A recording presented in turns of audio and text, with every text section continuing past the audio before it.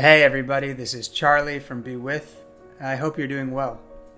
Today's conversation is with Louise Kay. And Louise is a spiritual teacher originally from the United Kingdom who teaches what she calls Embodied Awareness. And this is a non-duality teaching about the nature of awareness, the present moment, and who and what we really are. And Louise has a remarkable presence and energy, and I think you'll feel that as soon as the conversation begins. So I won't say too much in advance. I hope you enjoy this talk with Louise Kay. How are you? Yeah, so really great. And at the moment, I'm offering twice weekly Zoom meetings online. I had to kind of adjust the way that this is being shared because of the current pandemic situation. So I had a lot of group events and retreats lined up, and everything had to be put on hold. And so everything got moved online onto Zoom, and it's been really beautiful actually, because it's allowing us to connect from all over the world and just sit together and deepen into presence, and we explore whatever arises in the moment. And that's really my passion. It's really what I love so much. And at the end of every month, I'm doing an online weekend retreat. So that's an opportunity for us to go really deep and just totally surrender to that which is beyond the surface level of reality, thoughts and life situation. And this is what I love to embody and share with people.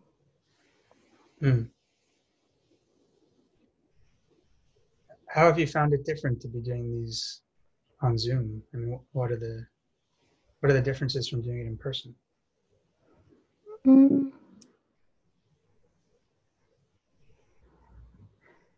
The only difference really is that there's so much love flow and connection and beauty that often there's this feeling that we just want to hug each other. and so we have to do like virtual hugs instead. And I think a lot of people are kind of missing this face-to-face intimacy and this human connection. And I guess that's one of the many gifts that this situation has brought us, which is to appreciate what maybe we took for granted before, just the ability to connect and touch and hug. And there's so much distance physically between us now. So that's the main difference really. And also that there's this beautiful opportunity that we can meet from all over the world, and it's like this global connection where we're all sharing this same longing for this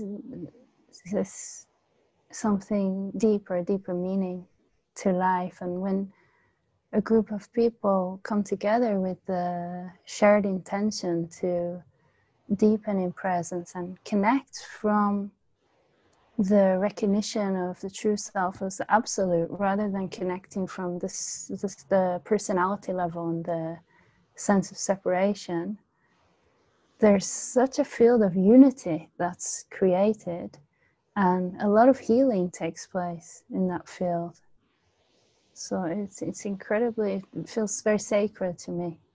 And that's something that extends throughout the world, no matter whether you're in person or doing it on Zoom. You can recognize that field from a great distance. Yeah, because it transcends physicality, it transcends space, it transcends time. So we draw the attention back into the source of being, and it's our essence is formless and beyond the physical realm. So it's the same one consciousness, which when every physical expression draws their attention back into it, we merge into the oneness and feel that connectedness. And that brings us such a sense of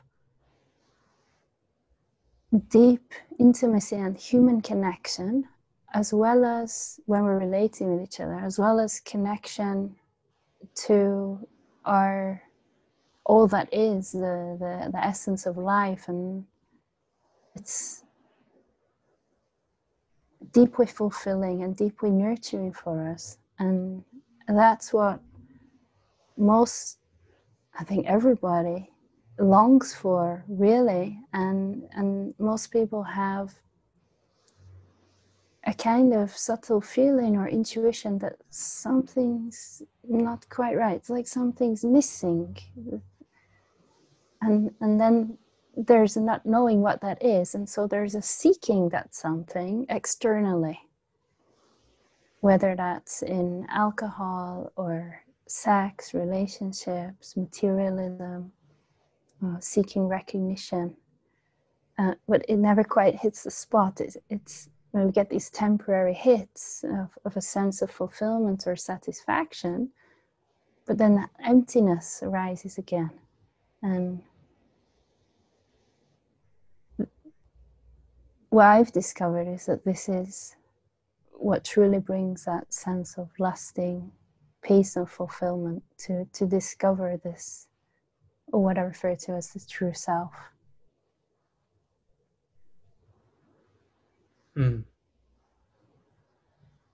So it's a matter of discovery. It's a matter of discovering something that creates this sense of peace. Yeah, it's a recognition of that which is already here, and it's always been here, it always will be here, because it has no beginning or end. It was never born, it will never die. And somehow the way that we are oriented, we, based on our conditioning and what we learn, is that our focus of attention is directed primarily towards mind and thought. And most people believe that whatever thoughts are arising in the mind, whatever the mind is saying, that's the truth. And that creates this filter which affects our perspectives and experience of reality, and affects how we relate with this interface life and how we relate with other people. So this identification with thought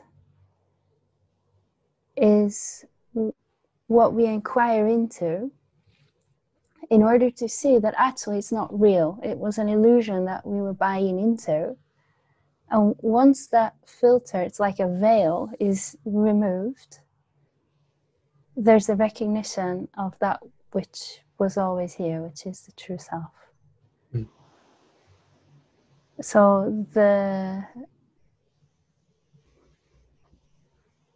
mind's orientation is to create an identity and a conceptual sense of self, which is what most people refer to as I, which develops around the age of 2, and it starts with our name, and we recognize that everybody's calling me Louise, so that they're referring to me as Louise, so that must be who I am. And Louise becomes the character then that tries to, and this egoic mind tries to enhance that character by achieving, becoming more, and it's in a constant chasing mode. It's a bit like we're on a hamster wheel, just running. How can I get more? How can I become more?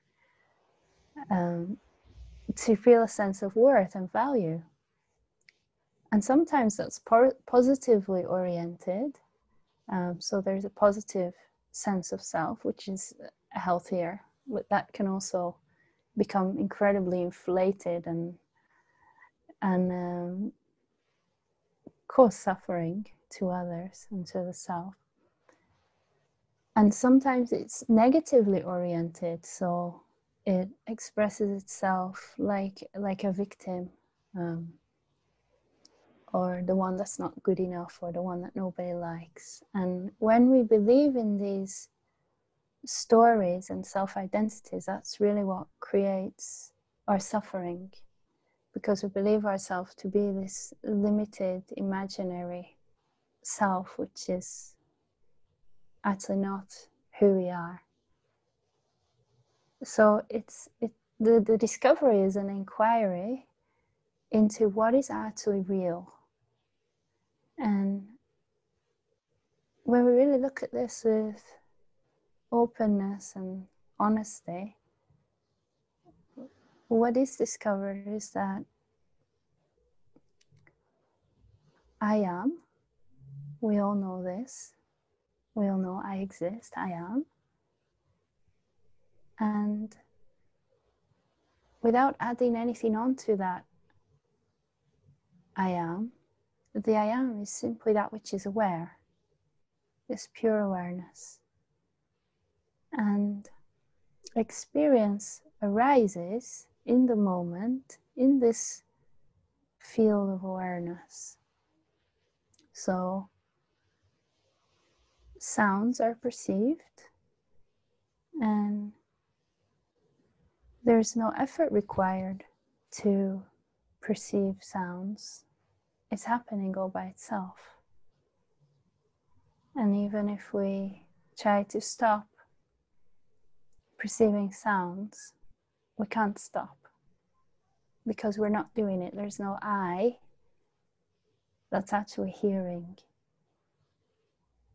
And the same with perceiving the images and the colors and the shapes. It's more like the eyes are just receiving it. And there's no I that's looking. If there was an I that's looking, that I could stop looking, and we can't, because it's just happening by itself. And there's thoughts which arise, and they're perceived in the same way that the sounds are perceived. And the thoughts pass through our field of awareness, and they disappear back into the nothingness. Now, if we don't attach to these thoughts and give them meaning and importance, they have absolutely no effect on our experience of the moment. The moment just is. It's totally neutral. As we begin to live more in the present moment, we also begin to become aware of the inner experience, which includes the sensations in the body, the breath, and the sensations are experienced. Now, usually what happens is either an emotion or an experience or a sensation arises in the moment, and the mind produces a thought which interprets the experience. And if it either interprets it as a positive experience or a negative experience. And it does this with our internal state of being, emotions and sensations that are felt. And it also does this with our external experiences. So everything that's perceived, its orientation is to divide everything up into good, bad, desirable, undesirable. That's what I want to experience, that's what I don't want to experience. And this creates a sense of duality. And when we live through this filter of duality, wherever is categorized in the positive, good, I want to experience that, that should be happening, then there's a wanting to hold on to it and not lose it. And there's a fear that we might lose it because that's bringing me happiness. And if that goes away, I won't be happy anymore, because the happiness is dependent on what the mind interprets as the positive. And whatever's in the negative box, or undesirable or shouldn't be, there's usually a resistance to it. And the mind tries to figure out, oh, how can I get rid of that? I don't want that. So the mind has an idea that this should be experienced, and the actual experience is different. It's like this. And so there's a conflict, and that creates our suffering. So in order to transcend suffering, we must transcend our investment in these mental interpretations of experience. Now, most people are addicted to thinking and trying to control our experience of life. And there's a feeling that if I give that up, then life will fall apart. I won't be able to function. Everything bad will happen. And actually, the opposite is true. When we give up this effort to hold on or to resist or control, what happens is we open to a deeper intelligence. And that intelligence is the very intelligence which creates life. It creates universes and galaxies and all the multitudes of life forms that we experience. And it's much more intelligent than the limitations of our human mind. So when we're willing to get out of the way and allow this higher consciousness to flow through our system, it brings much more peace and harmony and coherence and healing and transformation into our life, and much less suffering and drama. So it's as if the activity of the mind is what's preventing this higher consciousness from living and working through the individual. It's not actually the activity of the mind that's neutral in itself. It's the identification with the activity of the mind.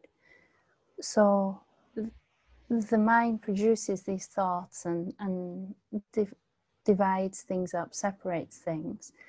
And it's actually not a problem unless we're invested in it and we're identifying with it. So when our attention is resting as that which is perceiving the thoughts that's arising and perceiving this dividing mechanism, and there's just, oh, okay, that's a thought, but it's not believed in, and it's not engaged with. It's just like the thoughts are like birds just flying through the sky. Okay, there they go, there they go. Then there's a peace and a neutrality and a stillness. And what tends to happen when we give up investing energy and attention in the content of the thoughts is we stop feeding that mechanism, and so it naturally starts to quieten and less thoughts arise, and we open to this deeper silence and deeper stillness, which is very peaceful. Well, when you speak about it, maybe it's just because you have such a nice voice, it sounds relatively easy and obvious to just do this, to just stop thinking and allow the higher intelligence to move through or disidentify with the thinking. And I wonder if it isn't actually quite threatening, or if it doesn't resemble some kind of death, or if there isn't some kind of hardship on the path to disidentifying with thoughts, etc. Is there an element of fear in that process, or pain, or something that's perceived as a real threat to the individual? You're right. It's actually the easiest and the most simplest thing, and at the same time, it's the most challenging thing for humans, because the way we've been conditioned is that everything requires doing. Everything that's worthwhile, you have to take some action to get something. And we learn this from the moment we start school. You have to learn to get something. You have to study to progress. And this is the total opposite of that. This is letting go of everything and just being. And there's nothing to do. And the challenge that comes is that the ego mind that we're identified with is a little bit like an entity. It doesn't actually exist. All that exists is thoughts arising, but the process of our identification with those thoughts and concepts creates this sense of individual self, which is almost like an entity of its own. And it doesn't want to give up that. So it fights and it struggles and it resists the disidentification. And that's the greatest challenge for most people, to give up this sense of self that is all they've ever known and believe themselves to be. It is a kind of a death. But that which dies never even really existed. It was just a bunch of conditionings and beliefs that we took on. And there's another aspect to it which can be challenging, which is what happens in the energetic body. So this egoic sense of self holds information energetically in our system, which is basically ways that we unconsciously learn to contract our body. And most people are not even aware of these contractions, but as we begin to deepen in presence and become aware of how it feels in the body, and most people discover that it doesn't actually feel good, because everything, all the emotions from our whole life that weren't fully processed are lurking there under the surface. And when we become quiet, when the mind becomes quiet and our attention becomes present in this moment and our system opens to this higher consciousness, all of these unprocessed energies start to bubble up in order to integrate and release from the system, which allows the system to then come back to its natural state of peace and harmony. And it feels uncomfortable. So what's required is a willingness to sit with the discomfort and feel it. Now, when the discomfort arises, the mind works together with those uncomfortable sensations, and it creates stories which are negatively oriented and are focused on resisting. So it's very useful to have support from somebody that's already been through this process, as we're going through the process ourselves, so that they can reassure us that what is happening is natural, and support us to remain present and to understand how the egoic mind is playing tricks with us and bringing different types of resistance and trying to keep us identified with it to protect itself. So often part of that is a fear, that a huge fear can sometimes arise, which is like a fear of death. If I give this up, then who will I be? I won't know who I am. I won't know how to live. It's like giving up everything we believed ourselves to be. And I love this picture that you sometimes see of the Buddha. And in the picture, he's sitting in lotus position, meditating like this. And all around him, you can see all these images of different demons. And the demons represent these aspects of the ego mind, which tries to pull our attention out of the present moment and into the past or the future, which is where the ego mind likes to live. It likes us to be thinking about what happened in the past or thinking about what might happen in the future. Both are just thoughts. The only thing that's real is this moment right now. But when we're fully present, there's no space for the ego mind to be. And so it hates the present moment. It's like torture for it. So these demons in the picture represent all the mind's tricks to try to pull our attention from just being still and present. And the Buddha remains untouchable, unmoving, no matter what comes, just stillness.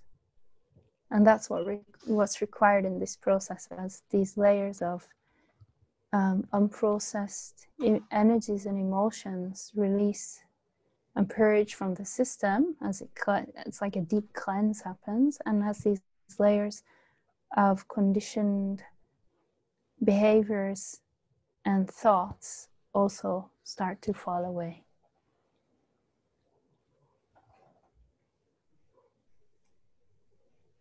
You know, listening to you and using words sort of in the realm of psychology and spirituality and present moment and ego identification, I also get the sense that so much of your teaching occurs between the words, as if we could be talking about tacos or football or anything really, and something would be transmitted. And I'm wondering if you found that to be true or not, or is explaining the concepts the way you're doing that actually what's most effective, helping people understand? Yeah, you're absolutely right.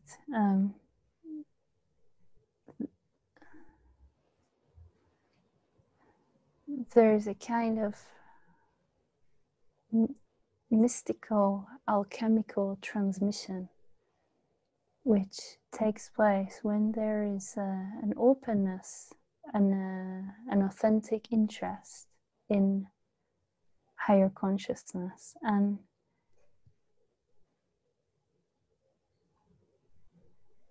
many times it would be most effective just to sit in deep silence and just be together, and life takes care of the rest. Just for most people, there's so much mind activity that in order for that to take place, we have to kind of bring the mind around and bring it on board so that it cooperates with the process. So we could be talking about football or tacos, and if there's an openness, there's a recognition of what lies beyond the words, of a deeper stillness. It's pure awareness, and its nature is love. And once there's an opening to that, it's so sweet, it's so exquisite that the heart just, it's like a coming home for the heart. It's like it tastes this sweet, sweet nectar, and this longing opens in the heart. Well, this is it. There is a knowing beyond the mind that this is what I've been looking for my whole life. And then that's when the deepening takes place, when there's this longing to surrender to truth, not as a mental idea that, oh, that sounds like it will really help me in life and bring more peace, but a direct knowing from deep within the heart, from the essence of the being, that this is the purpose of my life, to know myself as this, to fully surrender to this, to fully embody this, and to live this.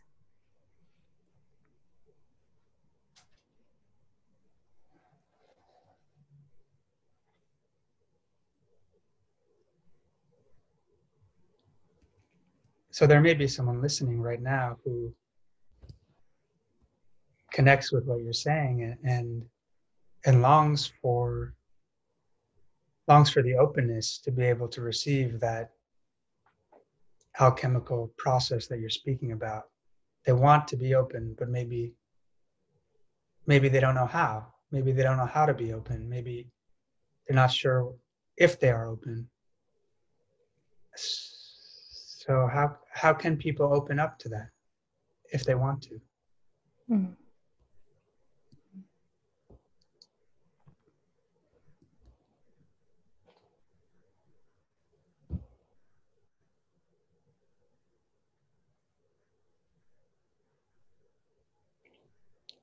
The best way is to find somebody that you feel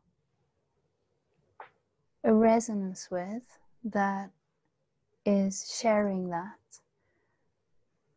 and you feel a deep sense of peace or openness, or sometimes it's even a feeling that can't be put into words. It's just like an attraction, not a kind of sexual attraction like when we have a crush on someone, but an attraction to the essence of the being. Something is recognized in another, that there's something there that is drawing me, that I feel called to, and to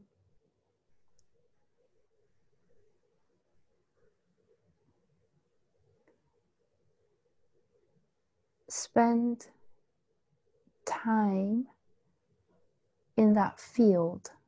And that you don't need to be even physically present with that person. It could be, for example, watching Eckhart Tolle on YouTube and aligning with the teachings, embodying the teachings, not just watching it for entertainment purposes, for feeding the mind, but to really apply it moment to moment in your own life, and to make the priority of your life to live in every single moment, as much as possible, these teachings.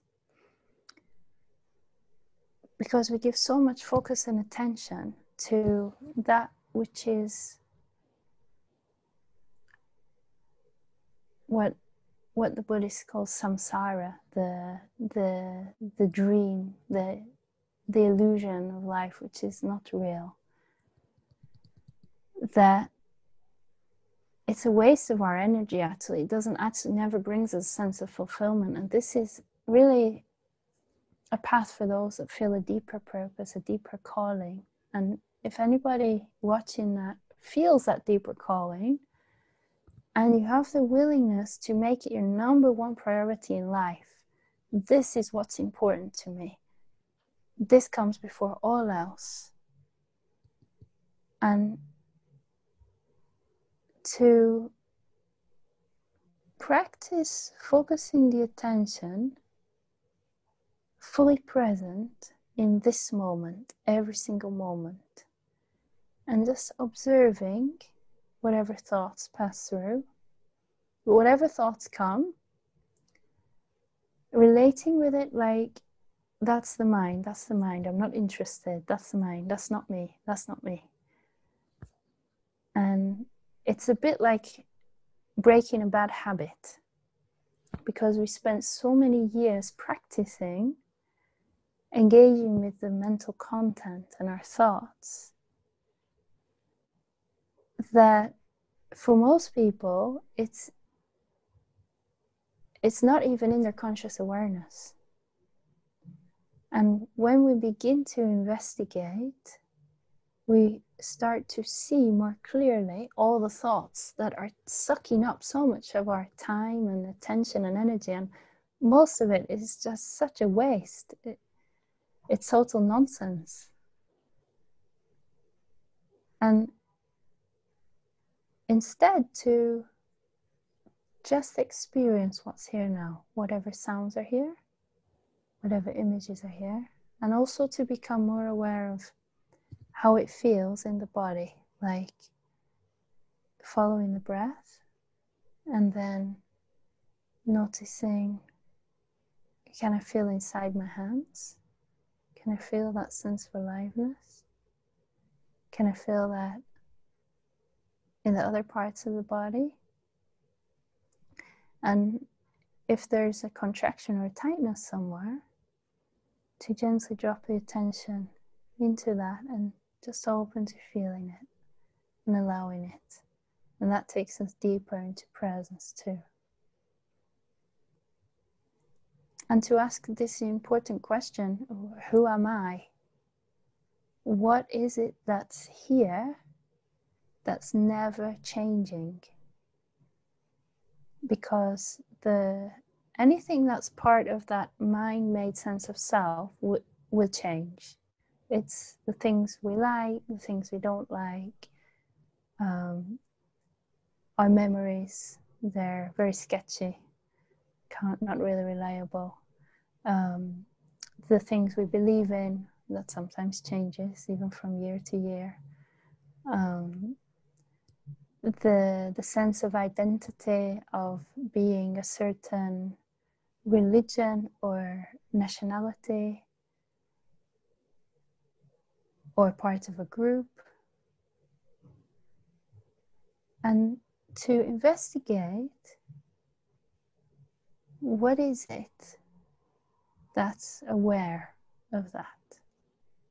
What is it that's unchanging, that is the ultimate subject which perceives all objects which arise in awareness?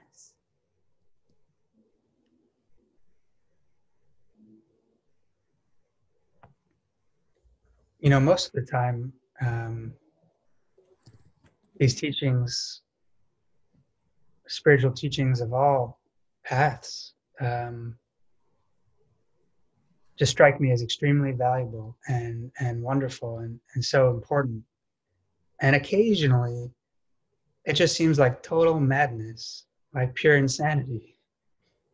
And I'm wondering, like, what am I doing? Like, what is this kind of, like, is this, like, nobody around me is seemingly interested in questioning who am I? You know, like, what comes up for you when I say, you know, maybe sometimes this stuff seems just a little bit wacky.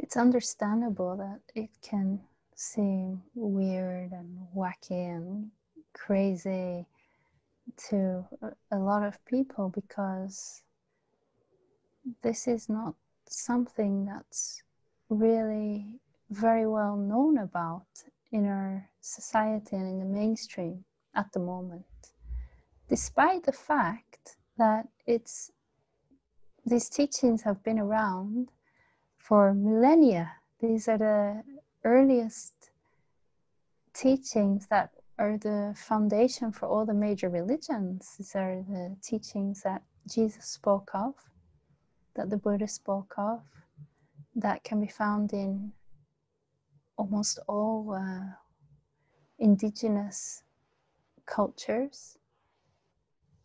And somewhere along the way, the teachings were forgotten, were lost, were mistranslated, and were misinterpreted. And in that process, humans lost our deeper connection with nature, with presence, with stillness, with recognizing that we're the same one consciousness beyond these physical forms. And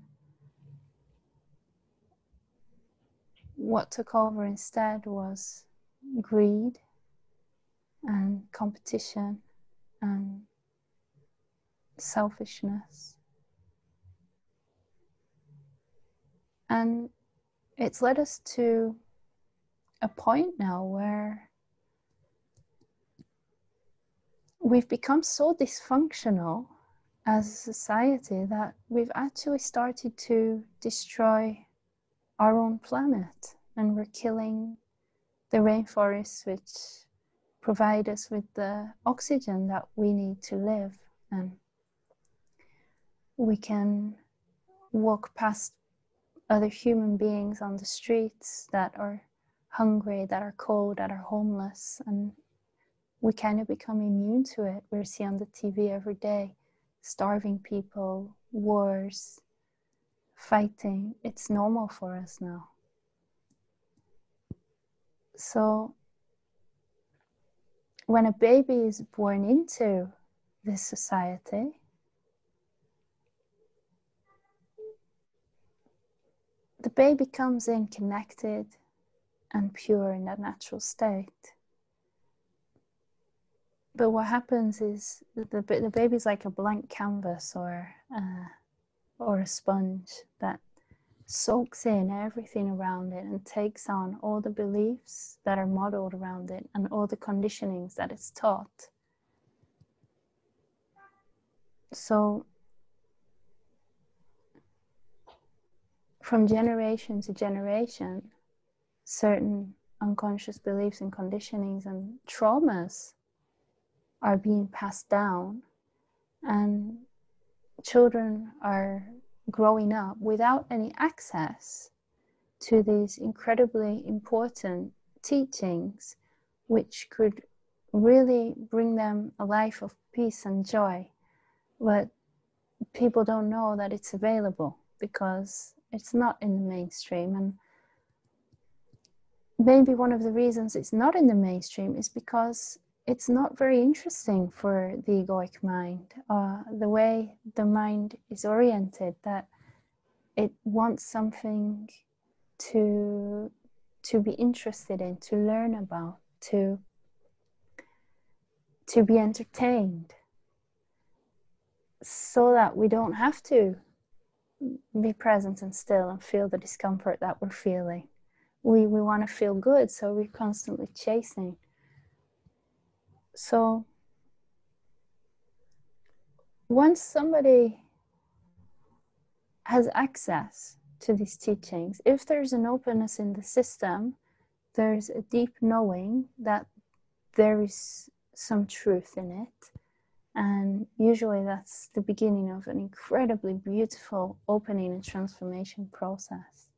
And it seems like it is actually becoming more widespread and more commonplace now, thanks to the internet. And you see yoga, meditation even popping up in schools. And it seems like a lot of people are reflecting and recognizing that there's an emptiness in the way we're living. Like, there's a disconnect. We're missing something. We're missing maybe a deeper sense of community and connection than that we once had, where we're spending our whole lives in survival mode, stressed, trying to get enough money to survive. For what? To die at the end of it.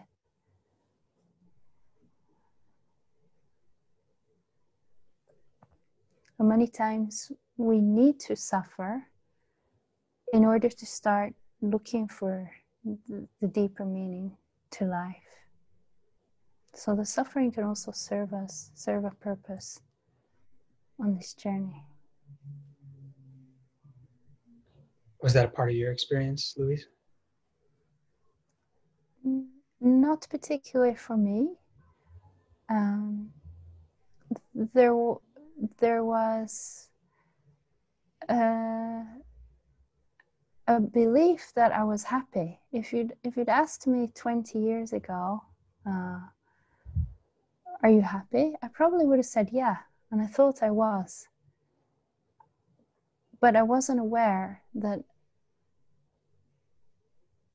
I really wasn't happy, and there was something fundamental in my experience as a human that was unknown until an opening happened. And then there was a recognition, like, wow, I was really miserable actually. I was in survival mode. I was just trying to get through. And the way that I was behaving and relating with the world was very conditioned and manipulative and inauthentic. But it was also innocent, because these were behavior techniques that the system had to develop in order to cope with a way of life that's not totally natural or healthy, and a way of being related with that's not really healthy or fulfilling our needs as a child.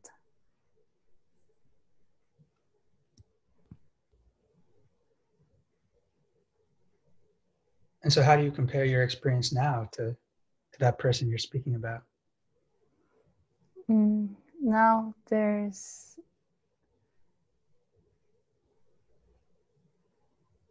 a deep sense of peace, of joy, of gratitude, of connectedness.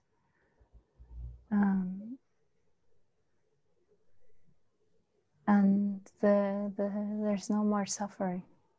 And that doesn't mean that uncomfortable emotions aren't experienced. Sadness or anger can arise, but there's a deeper peace that remains as those emotions are experienced. Or the body can feel sick and it's uncomfortable, but there's a deeper peace that's unmoving, unchanging. Yeah, so of course there's no standard answer to this question, but in your experience as a teacher and in your own journey, do you have any intuition about sort of how long it takes in chronological time to start to unpack all of these conditions and identifications and reach a place of realization of truth or who we are, or how long that journey tends to be if someone is sincerely committed to it?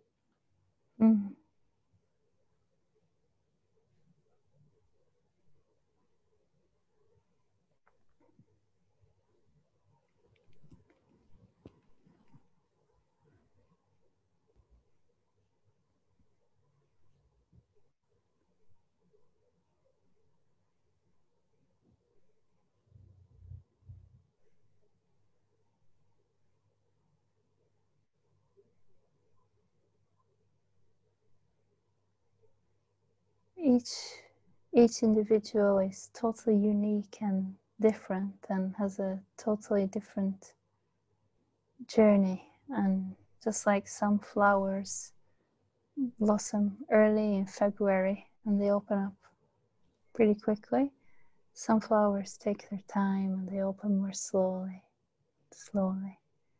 And it's a little bit like this, but the recognition of the true self as pure awareness is something that doesn't take time. It's quite a paradox, actually, because and people often hear contradictory teachings because of this. And one of the teachings is that there's nothing that you need to do. You already are that. So give up seeking and give up all effort. And the other teaching says you need to do the practices. You need to meditate every single day, and you need to prepare yourself, and you need to practice self-inquiry. And they're both true. The meditation and the practicing of presence and the observation of thoughts seems to prepare our system somehow for this moment of realization that takes place when there's a total ceasing of all effort, a total stopping. And in that stopping, there's pure being. And there's a recognition, I am that. And often in that moment, people will start laughing or crying. And sometimes there's an opening to that. And then the ego mind can creep in again, and there's a closing and an opening and a closing. And eventually we become more deeply anchored in that state of being, and the closings happen less. And it's more a gradual process. It takes place over time. And other people have more of an instantaneous awakening, which is what Eckhart Tolle, one of the most famous spiritual teachers of our time, spoke about. What he experienced a deep depression, and in a moment experienced a huge awakening, and that closing, from what I understand, didn't really happen again. It's just instant. So no time at all, just like that. But on the human level,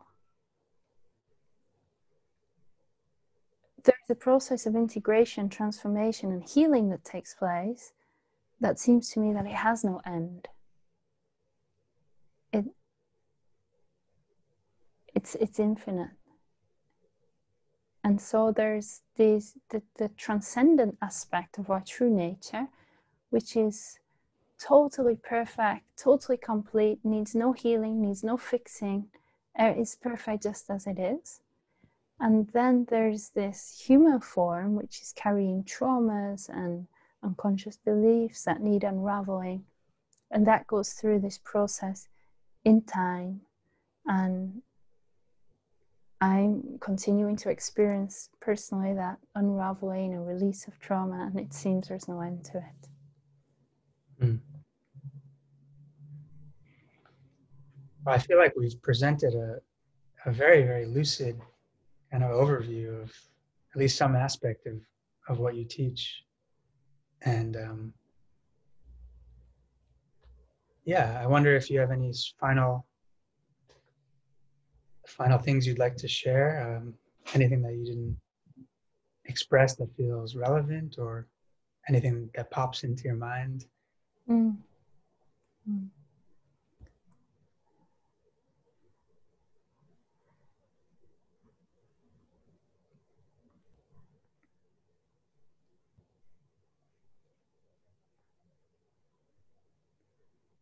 What I'd like to invite anybody who's listening to this to is maybe some people will hear it and judge it like, oh, she's a wacko, she's crazy, that's total BS. And maybe some people will feel, oh, that's interesting. And whichever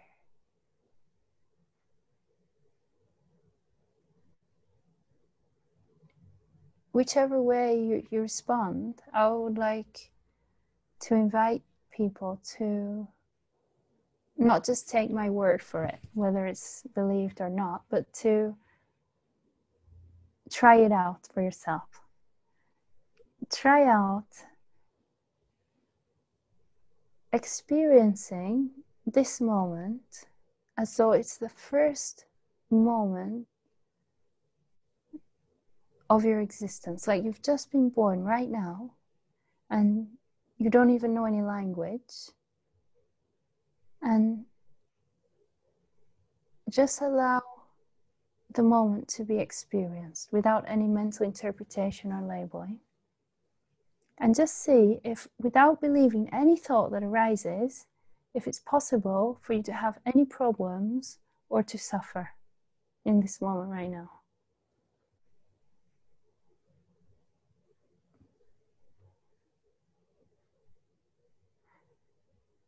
And if you find that, oh, this is not for me, it doesn't resonate, well, that's wonderful. And I wish you all the best on your journey of life. And if for other people, maybe there's a deeper interest or wanting to open more or discover more and explore more, then I would love to invite you to join my open Zoom meetings, and you can find out about them on my website, louisekay.net. They're open to everyone, it's by donation. So everyone's welcome to join and explore.